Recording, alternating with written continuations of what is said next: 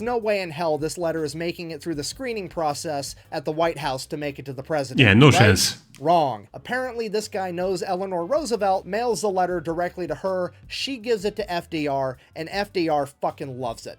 He immediately forwards the letter to his military generals with a note of his own that says, and I quote, "This man is not a nut, it's a perfectly wild idea that we need to look into." And that's it. No chance. So some random guy thought putting bombs on a bat was a good idea, and the president goes like, you know what? I don't know, that actually may work. Wow. What's up, my friend? Today I'll be reacting to bat bombs more terrifying than atomic bombs. Oh boy, this is a crazy question, but before I go into that, can I ask you for one thing? If you can leave a like on this one, thank you so much, my friend. This is the best way to show support. If you can subscribe, well, in that case, forget about it. You make my day, have that in consideration. Now, link for the original video in my description. Fat Electrician, what an amazing content creator. Give him some love. That said, let's play it. Today we're talking about the only animal-based weapon of mass destruction ever conceived. Ladies and gentlemen, America's bat bomb. What? Some days you just can't get rid of a bomb. As many of you are probably aware, at the end of World War II, America was looking for a new super weapon that could prematurely end the war. Option A was always the atomic bomb. Option B was... well, that was also the atomic bomb. But option C involved 1 million free-tailed Mexican bats and napalm. No, I'm not making this up. I read the entire book to get ready for this video. No. I mean, I'm sorry. I love Nick, Fat Electrician, top guy. But a lot of his stories, they really seem, you know, made up. I know they are real. That's the crazy stuff, right, my friends? But if someone told you this, would you believe it? No chance. Okay. Okay, here's the deal. It's not really a bomb, it's a giant bird cage that looks like a bomb, and inside of each one of these cages was 1,040 free-tailed Mexican bats that had a napalm incendiary device superglued to their chest that was rigged to go off with a timer. The idea was to do a bombing run at dawn, releasing a bunch of these canisters. After being released, they would travel down several thousand feet before deploying a parachute. This would both slow down the cage and open it so all the bats could fly away. And because they were... okay, wait a second. I will pause a lot on this video, I have a feeling. No chance this works. No chance. That's a crazy plan. Who thought about this actually? This is crazy. Doing this bombing run at dawn, all the bats would immediately try to find somewhere to roost for the day so they could go to bed. And since they're bats, that's always going to be some dark, hard-to-reach nook or cranny like an attic, and given that Japan was made pretty much exclusively out of wood and paper at that point in time, presented an enormous issue in 2 hours when those bats would burst into flames and presumably light an entire city on fire. Bah! Does this hurt the bat? Bah! Yes, this hurts the bat, okay? Just don't tell people... What do you think? Yeah. I don't need them coming after me with their... actually, that was funny. Sorry. Presumably light an entire city on fire. Bah! Does this hurt the bat? Bah! Yes, this hurts the bat, okay? Just don't tell PETA. I don't need them coming after me with their frail, anemic wrath. I mean, realistically, they're gonna find this video anyways, because one of them's gonna be Googling bath bombs. Google's gonna be like, oh, did you mean bat bombs? And they watch my video. Now it's demonetized, so we're gonna have to have a sponsor. Ladies and gentlemen, this video is brought to you by JX Tactical, makers of my personal favorite holster, their trademarked Fat Guy. To be honest, you end up introducing the sponsor perfectly. I will not even skip. Holster. It allows you to carry a firearm and have a little bit extra room for tactical fluff. Anyways, back to these bat bombs. Now, I think we can all agree that this idea is so fucking stupid that it's genius, so who is the madman that came up with it? Ladies and gentlemen, a dentist and part-time inventor from Pennsylvania by the name of Lytle S. Adams. A man whose other inventions included a fried chicken vending machine and a way to pick up mail by plane without having to land the plane. So clearly, things are starting to add up. In January... No. I don't believe it. First of all, tremendous ideas. Fried chicken vending machine? Oh man, that sounds great. Planes delivering the mail? Kinda great also. No. Bat bombs. why we don't study this guy.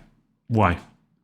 January of 1942, he would write a letter to the White House, and let me tell you, it is one of the letters of all time. It opens up pretty strong with, and I quote, "Shall the sun set quickly over the land of the rising sun, with a dawn visit at a convenient time in an appropriate way." He then goes on to, in detail, explain that bats are the lowest form of life in the animal kingdom, and that he is thoroughly convinced that they were placed on Earth by God to help America win World War II with a bat bomb. So, clearly a well-balanced individual. I mean, we're talking about manifest destiny for fucking bats, for Christ's sake. In the letter, he then goes on to in detail explain why this is such a good idea. Bats are faster than birds. They can carry twice their weight. You can throw them in the fucking fridge so that they go into hibernation, and that'd be a really convenient time to strap a bomb to them. You know, awesome stuff. I think the point I'm trying...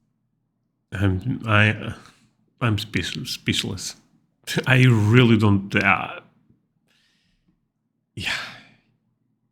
Trying to get to is there's no way in hell this letter is making it through the screening process at the White House to make it to the president. Yeah, no chance. Wrong. Apparently this guy knows Eleanor Roosevelt, mails the letter directly to her, she gives it to FDR, and FDR fucking loves it.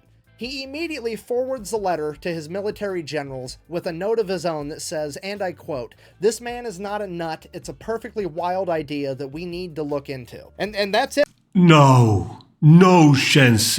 So some random guy thought putting bombs on a bat was a good idea, and the president goes like, you know what? I don't know. That actually may work. Wow. The president said we're doing it, we're fucking doing it. America's building a bat bomb because a dentist in Pennsylvania said so. All right, fast. Oh my god. Okay, sorry. I have to take a moment because this is going down. Forward like a year and a half, they figured out how to make the bomb itself. They figured out that they're going to use the Mexican free-tailed bat because it's very fast and very strong. They figured out that they're going to use napalm instead of white phosphorus. They've figured out how to attach the incendiary device to the bat itself. All that's left to do is to test it. And on May 15th, 1943, that's exactly what they're going to do. Needless to say, everybody that knows about it's really excited. All the bigwigs are showing up. There was even a Marine Corps General, Louis de Haven, that showed up unannounced and uninvited because, well, he's a Marine and he heard that somebody was going to be blowing shit up with bats, and that's just what Marines are into. So they start... Okay. Oh my god. But how can this work? How can they put bombs... That will be too heavy, right? No? Maybe not. At the first test, they're going to drop 250 bats with nothing attached to them just to see how the bats react to falling out of an airplane. So the bomb drops, the canister's open, the bats take off. They go like 20 miles to some ranch that's near the airfield. They're everywhere. They're in this guy's barn, they're in his attic, they're in his hay. The bat bomb worked perfect. Okay, so test number 2. Now they're going to strap the incendiary devices to the bats, but they're going to de-weaponize them just to see how the bats behave when they're carrying their own body weight worth of explosives. So again, they drop the bomb, the canister's open, the bats take off, but they don't go nearly as far because they're over-encumbered. Instead, they decide to just infest everything on the airfield. They're in... This makes a lot of sense, right? Because, yeah, they will be tired very fast. The barracks, they're in the airplane hangars, they're underneath the general's car. And then 15 minutes later, they realize that they forgot to de-weaponize them. The bats blow up and burn the entire fucking place to the ground. So the entire Army chain of command that's been in control of this project the entire time freaks out. They decide they're going to terminate the whole thing because obviously it doesn't work. And that's when that Marine Corps general that wasn't even invited, General Louis McHaven, shows up as like, no, it worked perfect. You dumbasses just forgot to de-weaponize the bats. If you don't want it, the Marine Corps is going to take it over because this shit's awesome. And that's pretty much exactly what happens. The United States Marine Corps takes over the entire project and it becomes known as Project X-Ray.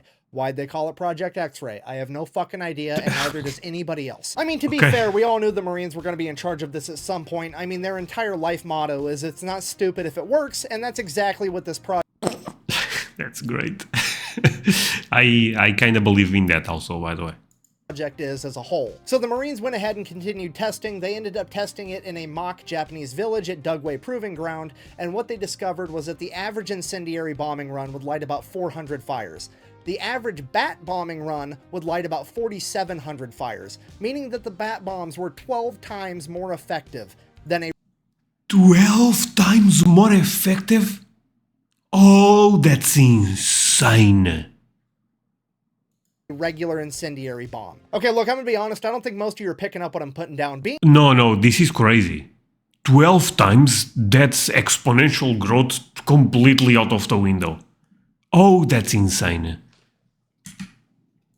Than a regular incendiary bomb. Okay, look, I'm gonna be honest, I don't think most of you are picking up what I'm putting down. Being 12 times more effective than regular incendiary bombs means that the bat bomb is one of the most effective and most deadly weapons of mass destruction ever created. And I know that sounds stupid, but I promise you it's true. If you were to ask most people what the deadliest bombing run of all time was, guaranteed they would probably guess Hiroshima or Nagasaki. Yeah, it's Nagasaki. a great guess. It's the only time the atomic bomb's ever been used, and it was very deadly. But it was not the deadliest. The deadliest Wait, the atomic bombs are not...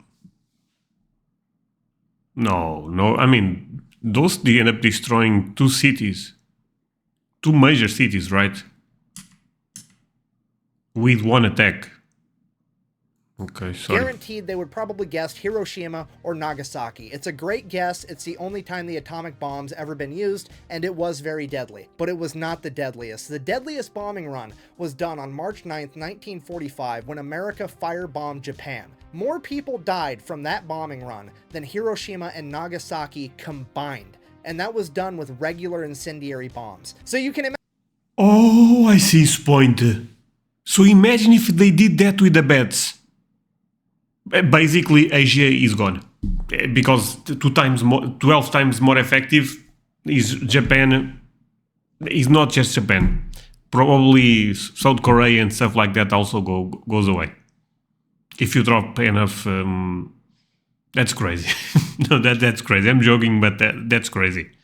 Imagine what would happen if bat bombs were dropped, which are theoretically 12 times more effective. No, that's It would have crazy. been absolutely catastrophic. I realize that we're getting oddly serious, and I apologize, but it absolutely blows my mind that in the biggest military conflict the world has ever seen, in the search for a super weapon, you had a bunch of scientists, the most brilliant minds in the world, that figured out how to split an atom in half, breaking chemical bonds, releasing an immense amount of energy and radiation and destructive force. And then you have the Marines that are like, I need a bomb-shaped colander, 1,000 bats, and some jungle jelly, and somehow the Marines managed to be more deadly. It makes no fucking sense. It's making me question everything, because my entire life I thought Batman was kind of a bitch for being scared of bats. Like, just grow a pair, grab a tennis racket, start Babe Ruth in those motherfuckers, and move on with your life. But no, as it turns out, Batman was right. Bats are absolutely terrifying, and it's all because some dentist taught the Marines how to turn them into a WMD, and I have no idea how to end this video.